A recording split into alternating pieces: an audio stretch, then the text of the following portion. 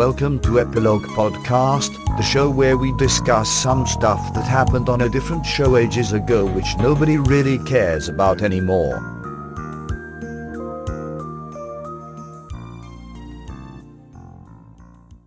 Hi, I'm Portponky. And I'm LeBloc. Today, we're discussing Deep Space Nine, Season 7, Episode 16. Enter Arma Enim Sealant Leges, or whatever he says. Enter Arma Enim Latin rubbish. There you go. In this episode, Bashir is forced to infiltrate the Romulan Senate and expose a traitor. And much backstabbery ensues. I'm going to guess you like this one. I do like this one. How did you know? Do you like the stuff with the backstabs and the talking? I favor the political stuff. Well, I like action episodes as well. But I like when it's political and there's a degree of cunning involved. That's appealing. Did you like this one? I mostly like it, but I have one giant problem with it. What's that? Oh wait, I know what it is. What is it? It's obvious, isn't it? Bashir said that the Dominion plague was on Boranis 3, but it was actually on a planet in the Teplan system. Yep, you got it. Wow. That ruined it for me. No, my problem is I don't understand the fake plan. So the fake plan was to get Bashir to diagnose this guy to see if he has the disease Tuvin syndrome. Yes. And then if he does, they can go ahead with the second part of that plan, irradiation or something. I don't remember. But why do they need Bashir? Say they think he has, or they think he is deathly allergic to pepper. So just serve him some pepper and see what happens. You don't need someone to diagnose it first. Sloan already knew he had Tuvin syndrome. Right, but that was all made up to lure Bashir in. And Bashir should see how stupid that plan is. I think that they're probably going to get one shot to assassinate this guy, so they want to be reasonably sure it's going to work before they do it, even though it was all a ruse. Right, the whole point is to reveal, oh, we're trying to kill this guy, and then set other things in motion.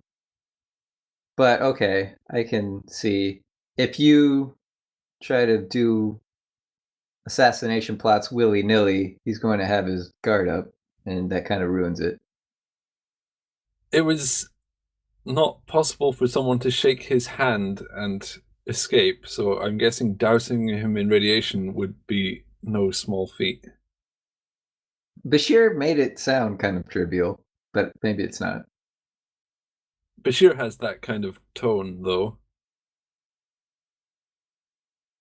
My other problem with this episode is that they introduced this idea that section, was it 31 or 32? 31. 32 is a totally different section. Okay, my mistake. How could I ever make that mistake? So section 31, they introduced this idea that it's made up, that Sloan made it up and he went rogue or whatever. It turns out that's not true, but I like that idea a lot, and I wanted them to go with that. So they introduce this idea and then take it away. How do you know it's not true? It's not true because Bashir saw Sloan with two other Section 31 operatives in the episode, Inquisition.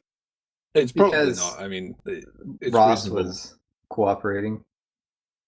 It's not very believable, though. If Sloan was just some civil servant within Starfleet that went funny, how would he be able to do all this cool stuff that he can do? He couldn't, but I want an insane person to create a reality. I'm not saying that he's not got an interesting opinion on morality. His ruse about his mentor dying was remarkably similar to the hologram simulation Bashir went through where Sloane's son had died. That seems to be his kind of shtick, is he presents a conflict of interest as a believable way to corrupt his own legitimacy. He didn't get very far in the Section 31 handbook. He wrote the Section 31 handbook. That's all he wrote, that you should pretend someone died that's close to you. It's a good strategy, though. Hey, if it works, why not? If you want to make yourself look like a fool, bringing up massive issues with your motives is a good way of doing it. Another problem I have with this, it's not so much a problem, but it makes me kind of laugh. Breaking into someone's quarters is not surprising at all anymore at this point. It's happened so many times. It's just a part of life on Deep Space Nine. And so when it happens here, you're supposed to think, "Oh, whoa, he's in his room. That's scary." But no, it happens all the time. I'm surprised Bashir even got up to talk to him. I have to wonder how long he was there before Bashir woke up. Bashir's a very heavy sleeper, so Sloane was coughing in increasingly louder coughs.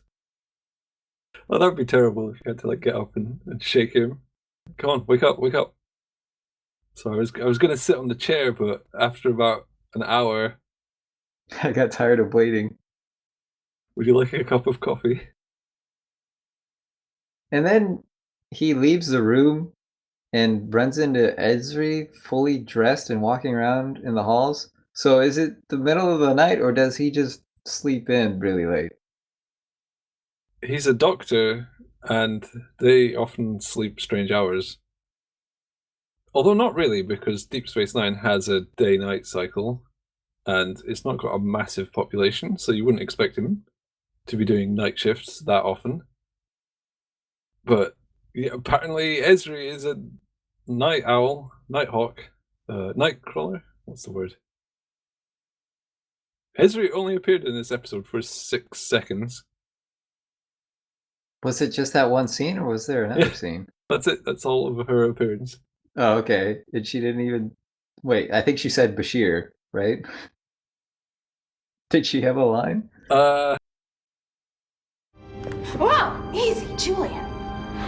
What's going on? That's not a waste of her character. She's only in season 7, and I'm glad they don't make every episode an Esri episode because they don't have much time to use her. Yeah, that's fair.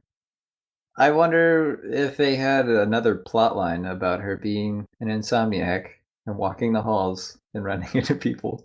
I don't really wonder that. I prefer the interpretation that Bashir slept in and he's keeping odd hours. I just like that Bashir has pajamas. That too. For example, Cisco, I can imagine, sleeps in his birthday suit. Maybe With his baseball. Maybe in some boxers or something. And O'Brien sleeps with a phaser under his pillow. But Bashir, no, full-size pajamas and a teddy bear. Imagine Sloane just came in, saw the teddy bear and the pajamas, and just said, "You know what? Never mind." I've changed my mind about all this. This episode saw the return of Kretek. Oh, I thought you were going to say I saw the return of Derek and Bashir sharing drinks again. It's good that a spying-related episode had some Garrick in it. It's a shame they couldn't put more Garrick in it, but I guess he has had his fair share of spying episodes. It's good he's not entangled in all of the spy episodes. If he was as far in as he actually is already, he would be assassinated. It's odd that he isn't being assassinated more often. Like attempted assassination. Obviously, once they did assassinate him, they probably wouldn't continue trying to. That would be an easy job. Well, it is Garrick. You never know. Yeah, don't underestimate Garrick. Don't underestimate dead Garrick.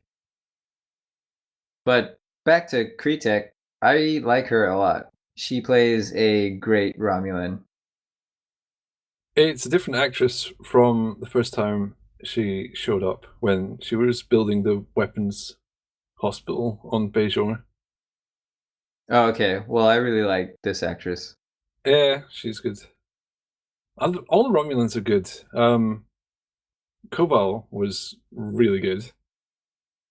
Thinking back, I enjoy all of the scenes with Romulans in this episode.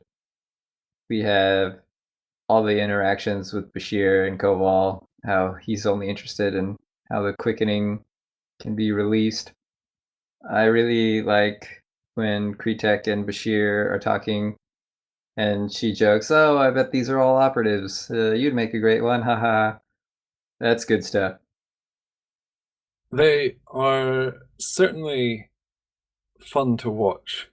I like that they're mingling with the Romulans, rather than earlier on. So, well, not so much in Deep Space Nine, but in Next Generation, where they were used as a kind of brick wall enemy, a sort of faceless opponent that they had to deal with. That's not as much fun as getting into the thick of it with them. As much as I love space battles, you have to appreciate a subtle knife in the back. It works so well here because the alliance isn't solid. It could go wrong, and they have to play their cards right so that they don't break from the alliance and then turn to the Dominion. It makes it more dangerous and more interesting. Everyone's under political duress. I loved when Bashir shakes Koval's hand and he just says, please come with me. And it's skin-crawlingly tense. You know immediately he's messed up badly. Especially when he says, "Oh no, I have a private room. That would be better." There was Bashir hopelessly testing the waters just in case there was somehow nothing afoot. Maybe this is an innocent interaction. Surely. For all that Bashir's very smart, he's also very naive. Sisko wouldn't have bothered asking that question. Oh, I love the scene where Sisko is coaching Bashir on how to manipulate someone so you can frame their thinking to your liking. Yes. It's so funny. He's so skilled at it, so of course he would have some input. But we actually get to see it. We joke so much about Sisko being quite a sort of a sociopath, almost. I wouldn't even say almost. He's fairly manipulative and quite deceitful. I don't know. He doesn't use it in an evil way, but there's an undercurrent in Sisko that's slightly disturbing. And here he just lays it on the table. I think of all the Starfleet captains, it makes the most sense for Sisko to be in such a position of power, where he is directing fleets and stuff. You don't wonder how he got there. Yeah, it makes sense. This guy will win. Oh, this guy loves winning, and he's really good at it, and he's intensely persuasive. And he's willing to unleash some rage now and again. He's willing to do the wet work when required.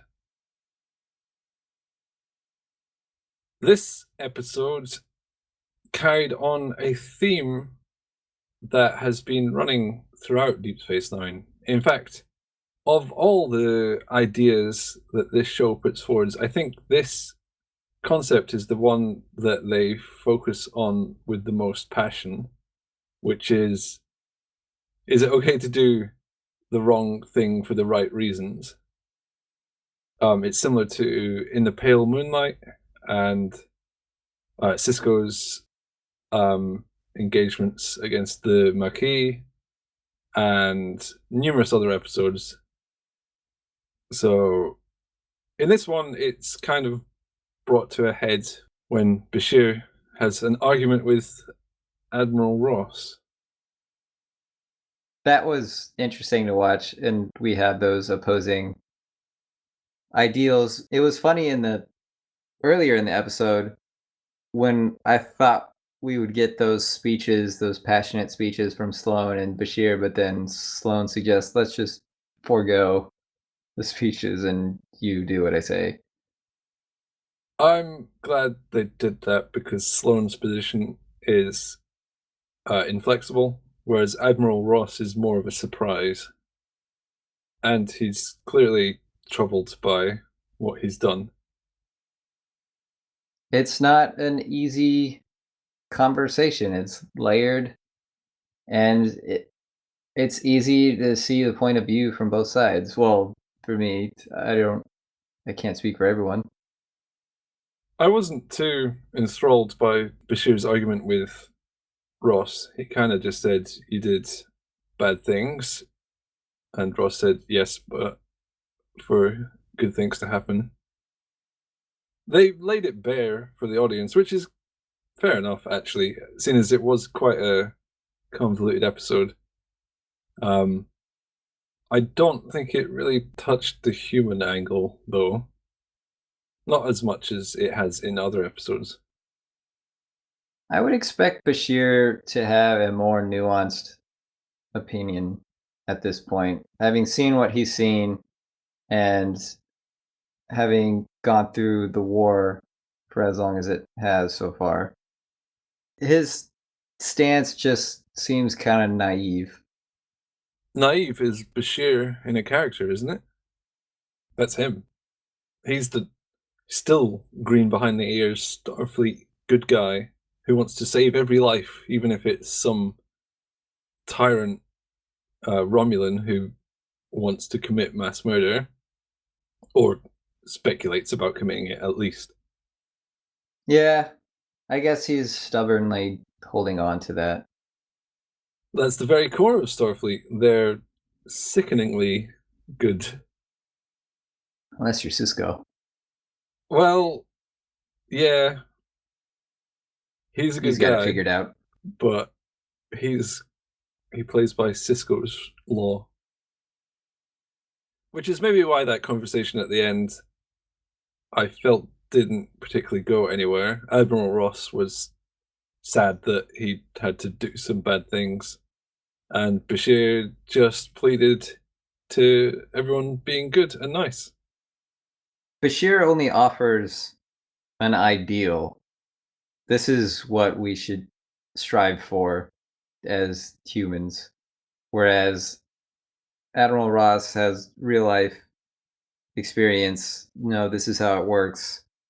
I know that's what you want, but it doesn't work out that way. I think that's probably why it works better with Sisko, because he appreciates the practical angle, and his dilemmas are usually, did I go way too far or just a bit too far?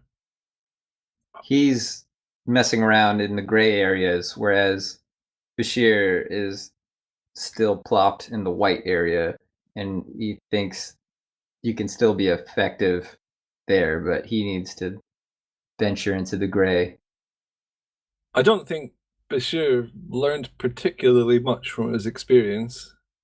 At the end, when he doesn't bother tracking Sloan, I guess he realized But there is some practical angle because while he could file a report with security that Sloane was on the station, etc., he knows it's a waste of time. So, well, maybe he did. Maybe he, in the slightest sense, began to appreciate that sometimes things have to happen. Or, well, in this case, don't have to happen. That nothing isn't going to do itself. It was obvious what I meant. Well, actually, maybe not. I like the idea of that as a breakthrough for Bashir. That it's a moment where he has a realization, oh yeah, maybe I'm being naive about all this. He is aware for just a moment it would be naive to think Sloane would be caught even by Odo. So forget the regulations on that. Don't bother logging it and go back to sleep. It might have been better if you ran out after him and ran into Esri again. She said, "Oh, we must stop being like this."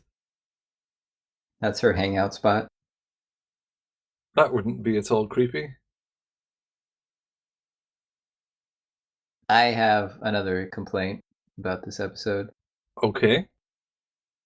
So, badges, do they turn off when they are a moderate distance away from your mouth? How does that work? Oh, this is nitpicks. Yeah, it's not a big one. It's not a big deal. But he says, all right, this is off the record, and then places his badge on the table. They have a button on the back, so when they're stuck to something, they're powered on. Well, hang on, he stuck it to the table, so that doesn't make sense. Good thing I don't design things. Do you have a quote for us that's hopefully not in garbled Latin? I do, as it happens. Good.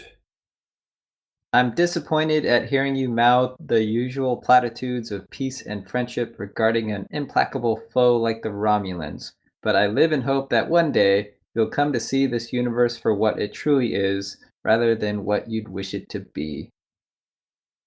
That's quite a mouthful. Garrick, basically foreshadowed the whole episode then.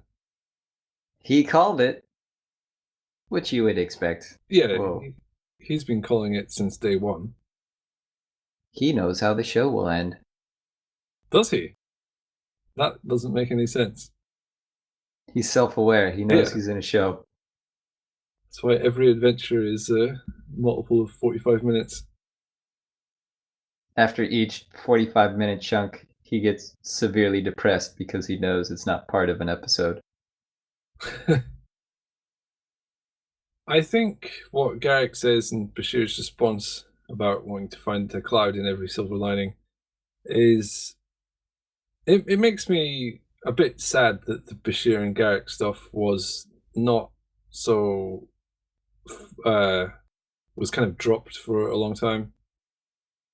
They had great interactions like this one. Yeah, but they were a bit too kissy. At least that's the rumor I heard. Did you hear it from Garrick? I heard he spreads his own rumors. If I heard it from Garrick, I wouldn't believe it.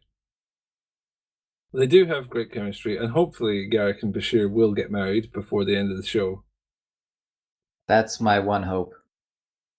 If it doesn't happen, there's an internet out there. Your dreams can come true.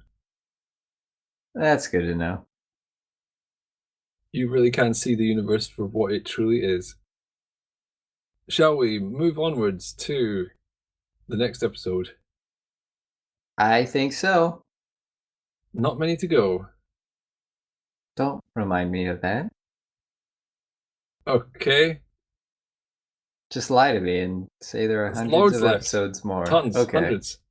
We're good. We'll watch this for the rest of your life. All Thank right. you. All right, let's go. I'm going.